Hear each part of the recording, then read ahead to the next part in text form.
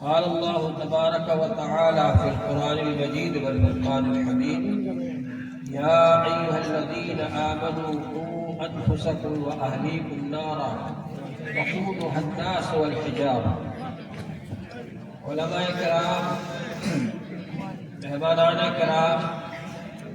برادران اسلام، میرے نوجوان بھائیوں اور عزیز بچوں، اللہ جل شانہ نے ہم لوگوں کو جو دین عطا فرمایا ہے یہ بہت ہی قیمتی دین ہے، اور اللہ تبارک و تعالی نے یہ دین رحمت دے کر بھائی جانے کی سجانہ بنا بالکل آخری نشست ہے، حضرت کی قیمتی بیان ہو رہا ہے، ہم سب جمع ہو صلی جائیں۔ اللہ علیہ وآلہ وسلم نے یہ دین لا کر کے ہم کو دیا ہے، اس دین کی ہم کو قدر کرنا ہے۔ اللہ تبارک و تعالی کے نزدیک سب سے زیادہ پسندیدہ دین اسلام ہے، ان الدین عند اللہ الاسلام۔ اور اللہ تبارک و تعالی نے فرمایا وَمَن يَبْتَغِ غَيْرَ الْإِسْلَامِ دِينًا فَلَن يُقْبَلَ مِنْهُ۔ اسلام کے علاوہ اگر کوئی شخص کسی اور چیز کو دین بنائے گا، کسی اور رواج کو اختیار کرے گا، کسی اور فیشن کو اختیار کرے گا، کسی اور چیز کو اپنی زندگی کا دستور العمل بنائے گا، اس طریقے پر چلے گا، تو اللہ جل شانہ کے یہاں ہرگز قبول نہیں کیا جائے گا۔ اللہ تعالیٰ کے یہاں اگر نجات ہوگی تو دین اسلام پر عمل کرنے سے ہوگی۔ حضور پاک صلی اللہ علیہ وآلہ وسلم کے آنے کے بعد اس سے پہلے جتنے دین آئے تھے سب منسوخ ہو گئے، سب کینسل ہو گئے۔ اب یہودیوں کو بھی حضور صلی اللہ علیہ وآلہ وسلم کے دین پر ہی چلنا پڑے گا، اور عیسائیوں کو بھی رسول پاک صلی اللہ علیہ وآلہ وسلم کے دین پر ہی چلنا پڑے گا، اور جتنے بھی لوگ پہلے کے ہیں ان سب کو اسی دین کے مطابق عمل کرنا پڑے گا۔ اور یہ دین اسلام کوئی نیا دین نہیں ہے۔ حضرت آدم علیہ السلام سے لے کر حضور صلی اللہ علیہ وآلہ وسلم تک جتنے انبیاء علیہ السلام آئے سب دین اسلام کا ہی پیغام دیتے رہے۔ اس لیے یہ دین نیا دین نہیں ہے کہ کوئی یہ کہے کہ صاحب ہمارا دین پرانا ہے اس کو مان لو، تمہارا دین تو نیا ہے۔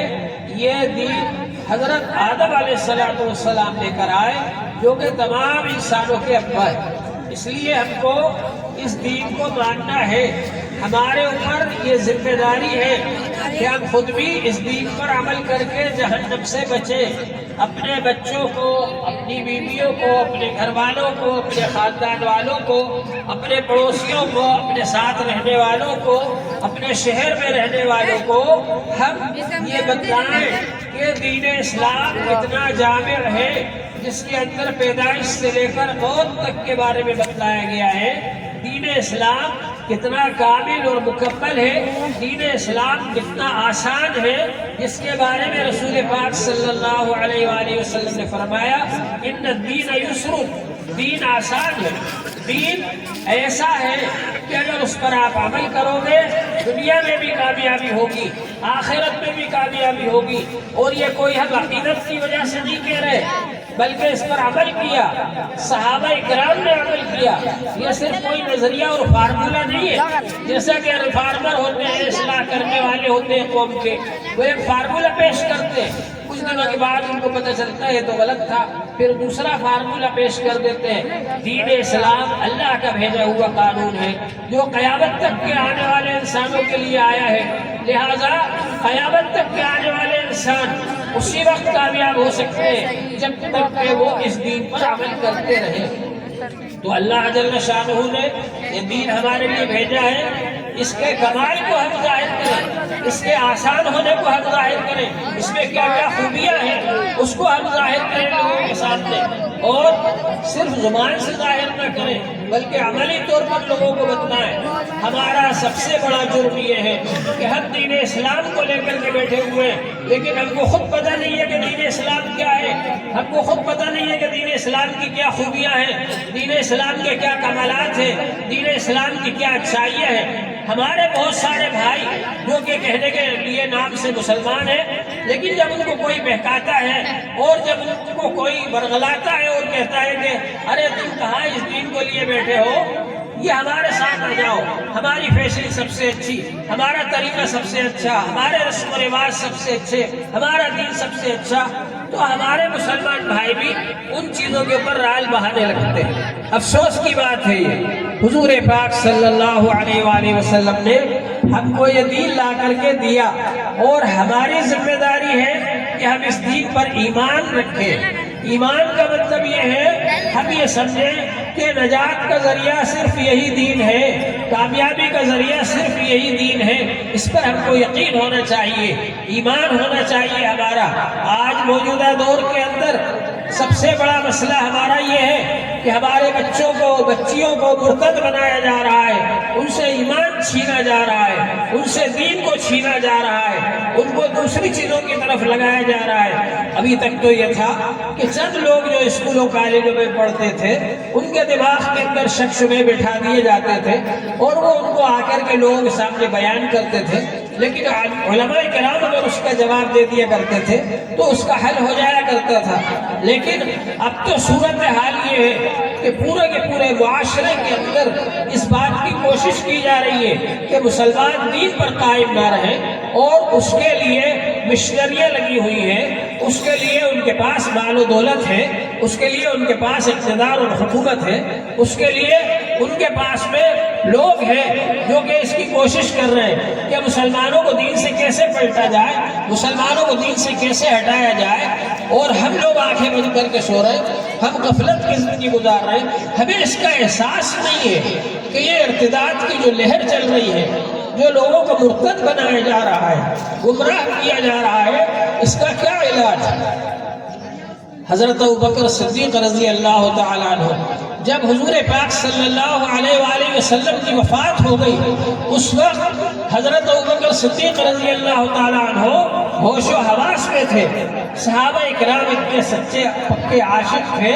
کہ ان کو رسول پاک صلی اللہ علیہ وسلم کے دم کا جو پہاڑ ٹوٹا ان کے اوپر، اس کو برداشت نہیں کر پائے، کوئی بیٹھے گا بیٹھے ہی رہ گیا، اس کو محسوس نہیں ہو رہا ہے کہ قریب سے کوئی گزر رہا ہے، سلام کر رہا ہے۔ حضرت عمر رضی اللہ عنہ تلوار لے کر میدان میں آ گئے اور یہ فرمایا، جو کہے گا کہ رسول پاک صلی اللہ علیہ وآلہ وسلم کی وفات ہو گئی، میں اس کا سر قلم کر دوں گا۔ ایسے نازک وقت کے اندر حضرت ابوبکر رضی اللہ عنہ ہوش و حواس میں تھے، انہوں نے صحابہ کرام کو جمع کیا، اور جمع کر کے صحابہ کرام کے سامنے یہ آیت پاک پڑھی، وَمَا مُحَمَّدٌ إِلَّا رَسُولٌ أَفَإِن مَاتَ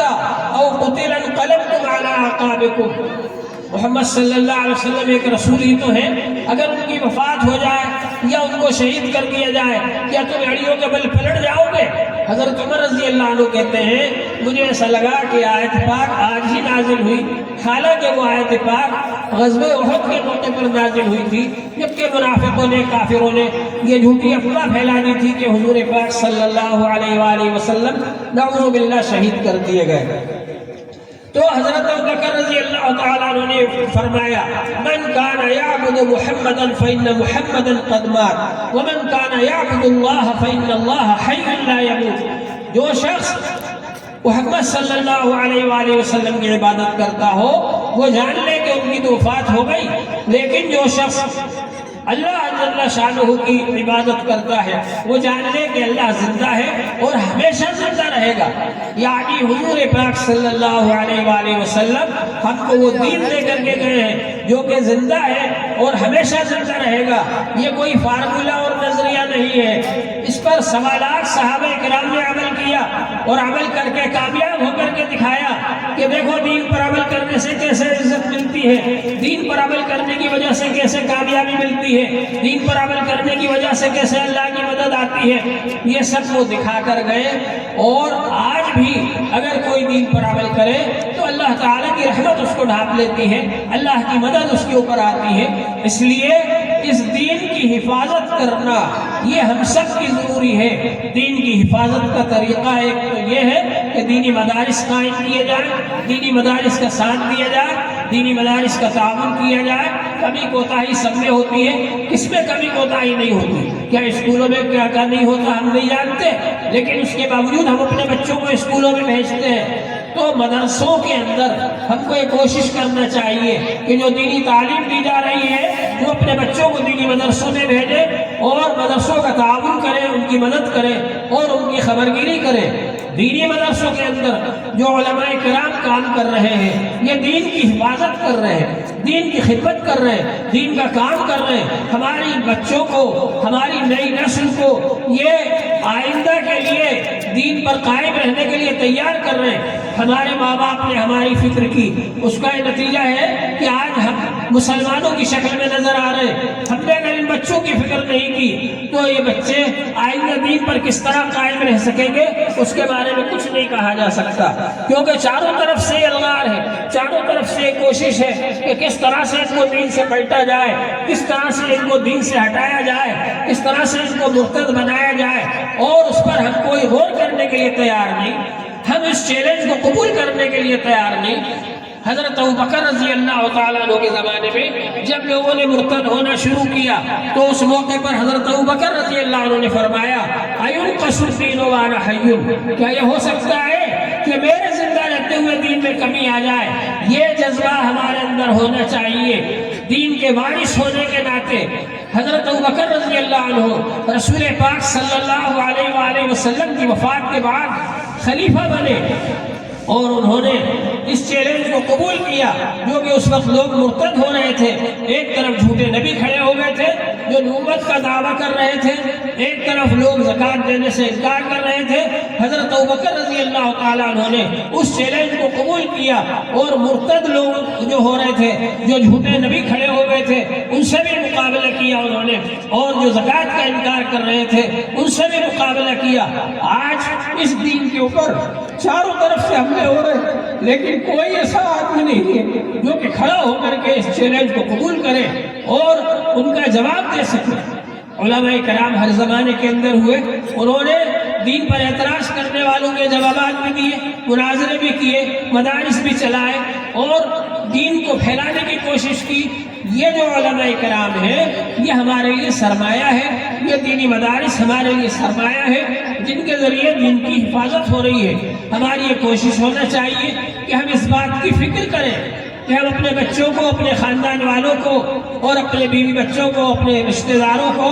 جہنم سے کیسے بچائیں۔ جہنم سے بچانے کے لیے ہماری کوشش ہونا چاہیے، حتیٰ کہ ہمارے وہ بھائی جو کہ ہمارے پڑوس میں رہتے ہیں، ان کو ہم نے نہیں بتایا کہ دین کیا ہے، ان کو ہم نے نہیں بتایا کہ ہم اذان کیوں دیتے ہیں اور اذان کا کیا مطلب ہوتا ہے، نماز کیوں پڑھتے ہیں اور نماز کا کیا مطلب ہوتا ہے، ان کو آج تک ہم نے نہیں بتایا۔ ہم ان کے پڑوس میں رہ رہے ہیں، ان کے ہاتھ کا کھا رہے ہیں اور ان کے ساتھ تجارت کر رہے ہیں، ان کے ساتھ سفر کر رہے ہیں، لیکن ہم کو احساس نہیں ہوتا۔ اگر ہم نے بتایا ہوتا تو وہ ہمارے دین سے نفرت نہیں کرتے، ہم لوگوں سے نفرت نہیں کرتے، آج وہ بھی اس دین کی قدر کرتے۔ لیکن افسوس کی بات ہے کہ ہمارے پاس اتنی قیمتی چیز موجود ہے اور ہم اس کا احساس نہیں کرتے کہ یہ کتنی قیمتی چیز ہے۔ آپ نے سنا ہوگا کہ ایک شخص بکری لے کر کے جا رہا تھا، 2-3 ٹھگ راستے میں بیٹھ گئے اور انہوں نے اس سے کہا کہ ارے یہ کتا کہاں لے جا رہا ہے؟ اس نے کہا نہیں بھائی بکری ہے۔ دوسرا راستے میں ملا تھوڑا آگے، کہنے لگا ارے تم یہ کتا کہاں لے جا رہے ہو؟ اس نے کہا نہیں بھائی بکری ہے۔ پھر تھوڑی آگے ایک اور ٹھگ ملا، اس نے کہا ارے یہ کتا کہاں لے جا رہا ہے؟ اب اس نے سوچا ہو سکتا ہے کتا ہو، میں اس کو بکری سمجھ رہا ہوں، تو وہیں پر چھوڑ کر کے چلا گیا اور وہ لوگ اس بکری کو لے کر کے چلے گئے۔ تو دین اسلام اتنا قیمتی ہے لیکن لوگ اس پر اعتراض کرتے ہیں اور ہمارے سامنے یہ ظاہر کرتے ہیں کہ یہ دین تمہارا جو ہے یہ کامل نہیں ہے، تمہارا دین ناقص ہے۔ دور حاضر کے اندر جو کہ ترقی کا دور ہے، سائنسی دور ہے، اس دور میں تم ترقی نہیں کر سکتے جب تک کہ تم دین اسلام کو نہ چھوڑ دو۔ حالانکہ دین اسلام نے ہی ہم کو بتلایا کہ سائنس کیا ہے۔ سائنس تو بدلتی رہتی ہے، سائنس کا نظریہ بدلتا رہتا ہے۔ دین اسلام وہ دین ہے جس نے قرآن پاک کے اندر بھی ایسے ایسے سائنسی انکشافات کیے جو آج بھی بڑے بڑے سائنسداں اس کو دیکھ کر پڑھ کر حیران رہ جاتے کہ ہم نے ساری زندگیاں کھپا کر ہم جس نتیجے پر پہنچے 1400 سال پہلے قرآن پاک کے اندر وہ چیز نازل کر دی گئی اور وہ موجود ہے۔ تو بہرحال اللہ جل شانہ نے ہم کو دین عطا فرمایا ہے، اگر ہم اس کی قدر نہیں کریں گے، آج آپ دیکھیے جا کر کے یورپ کے اندر، وہ یورپ جو کہ کسی زمانے میں جہالت کا مرکز تھا، لیکن پھر انہوں نے علم حاصل کیا، سائنس میں ترقی کی، لیکن ان کا وہ سائنس میں ترقی کرنا بیکار تھا، اس لیے کہ ان کے پاس دین اسلام نہیں تھا۔ آج وہ سائنس کے ذریعے ریسرچ کر کے، تحقیقات کر کے دین اسلام کی طرف آ رہے ہیں۔ جن لوگوں کی فیشنوں پر ہم رال بہاتے ہیں اور ان کی فیشن اختیار کرنے کے بعد ہم یہ سوچتے ہیں کہ ہم بہت ترقی یافتہ ہو گئے، وہ لوگ آج دین اسلام کی طرف آ رہے ہیں سائنس کے ذریعے ریسرچ کر کے، تحقیقات کر کے، اور ہم لوگ دین اسلام کو چھوڑتے چلے جا رہے ہیں۔ چھوٹی چھوٹی باتوں میں دین اسلام کو چھوڑ دیتے ہیں، احکام اسلام کو چھوڑ دیتے ہیں۔ یہ ہماری محرومی کی بات ہے، یہ ہماری بد نصیبی کی بات ہے۔ اللہ جل شانہ نے فرمایا فَإِن تَتَوَلَّوْا يَسْتَبْدِلْ، اللہ تبارک و تعالی اگر تم لوگ دین سے پھرو گے، پلٹو گے، تو اللہ تعالیٰ تمہارے علاوہ دوسرے لوگوں کو یہ دین عطا فرما دیں گے، پھر وہ اس دین پر عمل کریں گے۔ تو اللہ تبارک و تعالیٰ نے یہ دین ہم کو عطا فرمایا ہے، اس کی ہمیں حفاظت کرنا ہے۔ حفاظت کرنے کے لیے یہ کوشش ہو ہم خود دین کو سمجھیں اور دین کے مطابق عمل کریں، اور اپنے بچوں کو دینی تعلیم دلائیں تاکہ وہ دین پر قائم رہے، اور اسی طرح سے اس بات کی کوشش ہو کہ ہم یہ دین دوسروں کو بتائیں، اس میں جو محاسن ہیں، کمالات ہیں، خوبیاں ہیں، وہ ہم دوسروں کو بتائیں تاکہ وہ لوگ ہمارے دین پر اعتراضات نہ کریں، اور ہمارے مسلمان بھائی بھی اگر وہ جان لیں کہ ہمارے دین میں کیا کیا کمالات ہیں، کیا کیا خوبیاں ہیں، تو وہ بھی اس دین پر بصیرت کے ساتھ میں عمل کریں گے۔ اللہ تعالیٰ نے فرمایا ادعو الی اللہ علی بصیرۃ انا ومن اتبعنی،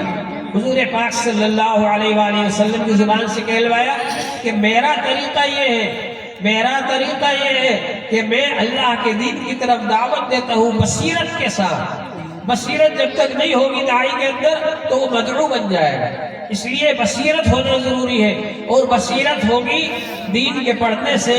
دین کو سمجھنے سے، دین پر عمل کرنے سے بصیرت حاصل ہوگی۔ صحابہ کرام نے حضور پاک صلی اللہ علیہ وآلہ وسلم سے دین کو سیکھا۔ اصحاب صفہ ہر وقت حضور صلی اللہ علیہ وسلم کے دروازے پر پڑے رہتے تھے، چبوترے پر پڑے رہتے تھے، کہیں سے کوئی کھانا آ گیا کھا لیا، اور ورنہ اسی فکر میں ہے کب کون سی آیت نازل ہو رہی، کب کون سی حدیث حضور پاک صلی اللہ علیہ وآلہ وسلم بیان فرما رہے ہیں، اس کو لکھ رہے ہیں، اس کو یاد کر رہے ہیں، دوسروں کو بتا رہے ہیں۔ اس کے علاوہ جو صحابہ کاروبار کرتے تھے انہوں نے بھی باریاں لگا رکھی تھی۔ حضرت عمر رضی اللہ عنہ کہتے ہیں میں نے ایک انصاری صحابی سے باری لگا رکھی تھی، ایک دن میں دکان پر بیٹھوں گا، تجارت کروں گا، تم جا کر رسول پاک صلی اللہ علیہ وآلہ وسلم کی خدمت میں بیٹھنا اور علم حاصل کرنا، اور دوسرے دن میں جاؤں گا حضور پاک صلی اللہ علیہ وآلہ وسلم سے علم حاصل کروں گا، اور تم دکان پر بیٹھنا اور تجارت کرنا، اور پھر یہ نہیں کہ تم نے جو سیکھ لیا وہ تم عمل کر لو، میں نے جو سیکھ لیا وہ میں عمل کر لوں، نہیں، بلکہ تم نے جو سیکھا ہے وہ مجھے سکھا دو، اور میں نے جو سیکھا ہے وہ میں تم کو سکھا دوں گا۔ اس طرح سے صحابہ کرام نے دین کو بھی چلایا، دنیا کو بھی چلایا، دنیا کا کام بھی کیا، دین کا کام بھی کیا۔ آج ہم لوگ حالیہ ہم کو دنیا سے بالکل فرصت نہیں ہے، ہم لوگ بالکل غافل ہو چکے ہیں دین سے، دین کی کوئی پرواہ نہیں ہے، دین کو کوئی نقصان پہنچا رہا ہے، دین کے اندر کوئی کمی آ رہی ہے، دین پر کوئی حملے کر رہا ہے، ہمارے بچوں کو کوئی مرتد بنا رہا ہے، اس کی ہم کو کوئی پرواہ نہیں ہے۔ ہم لوگ تو بس غافل ہیں اور کھانے کمانے میں لگے ہوئے ہیں، رات دن یہی ہے کہ بس کھانا کیسے ہے، کمانا کیسے ہے، اسی میں لگے ہوئے ہیں، بجائے اس کے کہ ہم دین کی پرواہ کرتے ہیں۔ ہم ایک وارث ہونے کے ناطے رسول پاک صلی اللہ علیہ وسلم کے اس دین کی حفاظت کرتے ہیں کہ آج ہم اس دین کے وارث ہیں۔ ہمارے بڑوں نے اگر یہ دین ہم تک نہیں پہنچایا ہوتا تو آج ہم دین پر قائم نہیں رہ سکتے تھے۔ آپ کو معلوم ہوگا کہ اسی ہندوستان کے اندر جب انگریز لوگ مسلط ہوئے تھے تو انگریز نے یہ اعلان کیا تھا، لارڈ میکالے نے، ہم اس کی کوشش کریں گے کہ ہندوستان میں پیدا ہونے والا نوجوان رنگ اور نسل کے اعتبار سے ہندوستانی ہو، لیکن وہ نظریات اور خیالات کے اعتبار سے فرنگی ہو۔ حضرت مولانا قاسم صاحب نانوتوی رحمۃ اللہ علیہ نے اس کا جواب دیا تھا اور یہ فرمایا تھا ہم اس کی کوشش کریں گے کہ ہندوستان میں پیدا ہونے والا نوجوان رنگ اور نسل کے اعتبار سے ہندوستانی ہو، لیکن عقیدے اور عمل میں حضرت محمد صلی اللہ علیہ وآلہ وسلم کے تابع ہو۔ چنانچہ یہ جگہ جگہ دینی مدارس قائم کیے، جن کی وجہ سے آج قرآن پاک پڑھایا جا رہا ہے، حدیث پاک پڑھائی جا رہی ہے، باوجود اس کے کہ لوگ ان مدرسوں کے پیچھے پڑے ہوئے ہیں۔ دشمن بھی سمجھ چکا ہے کہ دینی مدرسے ہی یہ ریڑھ کی ہڈی ہے، دین کے مدرسے ہی یہ مسلمانوں کو مسلمان بنائے ہوئے ہیں۔ دشمن آپ سے زیادہ سمجھ چکا ہے، لہذا وہ نادان دوستوں کو بھی پیچھے لگاتے ہیں۔ بعض ایسے لوگ جو ظاہراً دیکھنے میں مسلمان ہوتے ہیں ان کو پیچھے لگایا جاتا ہے، اس مدرسے کو نقصان پہنچا دو، اس کو نقصان پہنچا دو، اور وہ خود بھی نقصان پہنچاتے ہیں کہ مدرسے کسی طرح سے بند ہو جائیں، ختم ہو جائیں۔ لیکن یہ آپ کی ذمہ داری ہے کہ آپ ان دینی مدرسوں کا تعاون کریں، دینی مدرسوں کی خدمت کریں۔ بعض لوگ یہ سمجھتے ہیں کہ یہ دینی مدرسے مولویوں نے کھانے کمانے کے لیے ایک دھندا بنا رکھا ہے، ایسا نہیں ہے۔ حضرت تھانوی رحمۃ اللہ علیہ فرماتے تھے اگر علماء کرام یہ مدرسے چھوڑ دیں، دین کا کام چھوڑ دیں، تو وہ دنیا کے کام میں تجارت وغیرہ میں تم سے زیادہ اچھا کام کر سکتے ہیں، تم سے زیادہ آگے بڑھ سکتے ہیں، لیکن یہ اس کام کو اس لیے کر رہے ہیں کہ اگر یہ اس کام کو چھوڑ دیں گے تمہاری آئندہ نسلوں کو کوئی کلمہ سکھانے والا نہیں ہوگا، دین سکھانے والا نہیں ہوگا۔ اس وجہ سے علماء کرام اس کام کو کر رہے ہیں۔ ہمارا یہ فرض ہے، جو علماء کرام مدرسے چلا رہے ہیں یہ ہماری طرف سے ایک فرض کفایہ کو ادا کر رہے ہیں، اس لیے ہم ان مدرسوں کا تعاون کریں، خود جا کر کے وہاں خبرگیری کریں، ان کی خدمت کریں، ان سے پوچھیں کہ وہاں کس چیز کی ضرورت ہے اور وہ لا کر کے وہاں پر رکھیں۔ یہ مدرسہ کتنے دنوں سے چل رہا ہے؟ میرے خیال میں تو سمجھتا تھا کہ نیا مدرسہ ہے، لیکن ابھی ایک صاحب سے میں نے کہا تو لگا بہت پرانا ہے، لیکن یہاں پر بیت الخلاء کے اندر ابھی تک کوئی ایسا آدمی اس شہر میں نہیں ملا جو ٹنکی رکھوا دیتا کہ اس میں سے کنیکشن کروا دیا جائے اور وہ اس کے ذریعے نل لگا دیے جائے بیت الخلاء کے اندر۔ بچوں کو کتنی پریشانی ہوتی ہوگی، کبھی آپ حضرات نے یہ نہیں سوچا، کبھی ہم نے یہ نہیں سوچا کہ بچوں کے لیے رہنے کا کیسا انتظام ہے، وہ جا کر کے دیکھا جائے تاکہ وہ اچھی طرح سے رہ سکے وہاں پر۔ کبھی ہم نے یہ نہیں سوچا کہ ان کے لیے درسگاہیں الگ بنوا دی جائیں اور رہنے کے لیے الگ جگہ بنوا دی جائے۔ یہ ہر مدرسے میں ہم کو جا کر معلومات کرنا چاہیے کہاں کس چیز کی ضرورت ہے۔ یہ علماء کرام ڈبل کام کرتے ہیں، ایک طرف تو مدرسہ بھی چلا رہے ہیں،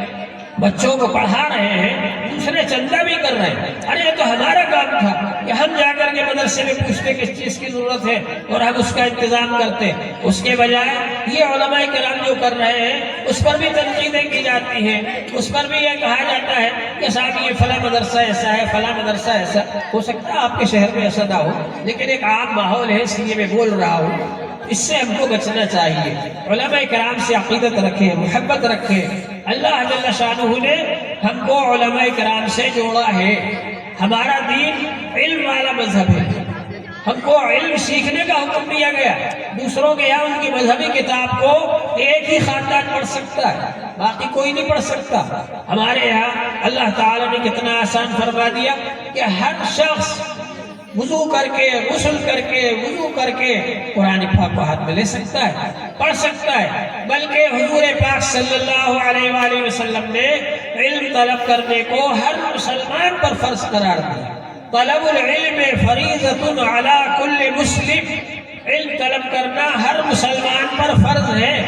آپ کے لیے پاکی حاصل کرنا فرض ہے تو اس کا علم سیکھنا بھی فرض ہے۔ ایک صاحب نے مجھ سے پاکی کے مسائل پوچھے، میں نے بتایا تو کہا اچھا ایسا ہے، میں نے تو بہت سو کو بتا دیا۔ میں نے کہا جب تم کو خود معلوم نہیں تھا کیوں بتایا تم نے؟ پاکی کے مسائل معلوم نہیں، نماز کے مسائل معلوم نہیں، کون سی چیزیں ایسی ہیں جن سے نماز مکروہ ہوتی ہے، کون سی چیزیں ایسی ہیں جن سے نماز فاسد ہوتی ہے، روزہ کن چیزوں سے مکروہ ہوتا ہے، کن چیزوں سے فاسد ہوتا ہے، حج کن چیزوں سے مکروہ ہوتا ہے، کن چیزوں سے فاسد ہوتا ہے، بالکل معلوم نہیں۔ نماز پڑھے جا رہے ہیں، بچپن میں جو سکھا دی دیکھا دیکھی اٹھک بیٹھک لگا رہے ہیں، روزہ دیکھا دیکھی رکھ رہے ہیں۔ اسی طرح سے جتنے ہم کام ہیں دوسروں کو دیکھ کر کے کر رہے ہیں، سیکھ کر کرنا ہے۔ علماء کرام سے سیکھو۔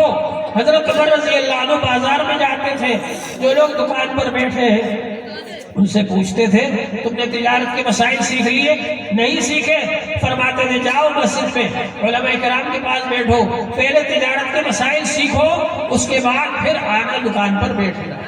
ہم لوگوں کا حال یہ ہے اگر شادی کا موقع آتا ہے بڑی بوڑھی عورتوں کے پاس جاتے ہیں اور ان سے پوچھتے ہیں کہ اماں جان، دادی جان، نانی جان، اپنے خاندان میں کون کون سی رسمیں ہوتی تھی ہمیں بتاؤ تاکہ ہم بھی کریں۔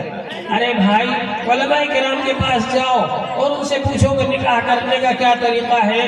اور جو طریقہ وہ بتائیں اس طریقے سے نکاح کرو۔ حضور پاک صلی اللہ علیہ وآلہ وسلم نے فرمایا ان اعظم النکاح برکتاً ایسرہ مؤونہ، سب سے زیادہ برکت والا نکاح وہ ہے جو سب سے زیادہ آسان طریقے پر ہو۔ ہر شخص شادی کے خط پر لکھتا ہے شادی مبارک، مبارک کب ہوگی؟ جبکہ آسان طریقے پر کیا جائے۔ تو ہماری یہ کوشش ہونا چاہیے کہ ہم جو دین ہے اس دین کی روشنی میں زندگی گزاریں، دین کے مطابق عمل کریں۔ ہم اللہ تعالیٰ نے ہم کو دین عطا فرمایا ہے، روشنی عطا فرمائی ہے، نور عطا فرمایا ہے۔ قرآن پاک کو اللہ نے نور کہا ہے کہ نور ہم نے تم کو دیا، روشنی ہم نے تم کو دی۔ جو شخص ٹارچ لے کر کے جا رہا ہے اس کو نظر آئے گا ادھر کانٹا پڑا ہوا ہے، ادھر پتھر پڑا ہوا ہے، ادھر گڑھا ہے، تو اس سے بچ جائے گا۔ اور جو شخص اندھیرے میں جا رہا ہے اس کا پاؤں کانٹے پر بھی پڑ سکتا ہے، اس کا پاؤں گڑھے میں بھی گر سکتا ہے، اس کا پاؤں ٹھوکر بھی لگ سکتی ہے پتھر سے۔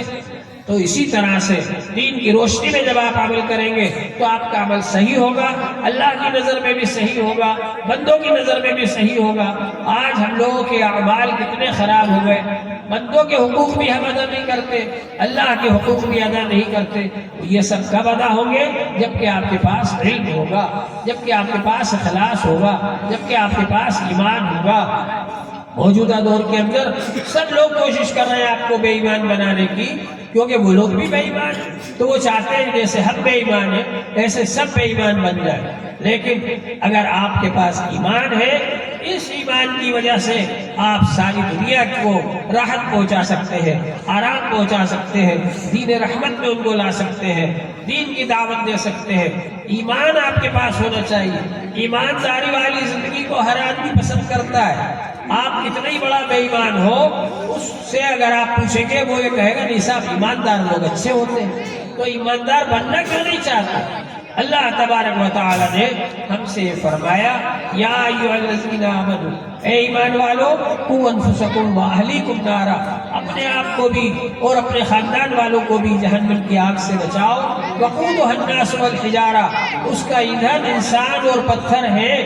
انسان بھی جائیں گے جہنم میں، اور جن پتھروں کی عبادت کی جاتی تھی، پوجا کی جاتی تھی، ان کو بھی داخل کیا جائے گا، ان پتھروں کو بھی، تاکہ جو ان کے عبادت کرنے والے ہیں وہ سمجھ لیں کہ جب یہ بھی یہاں موجود ہے تو یہ ہم کو جہنم سے کیسے بچا سکتے ہیں۔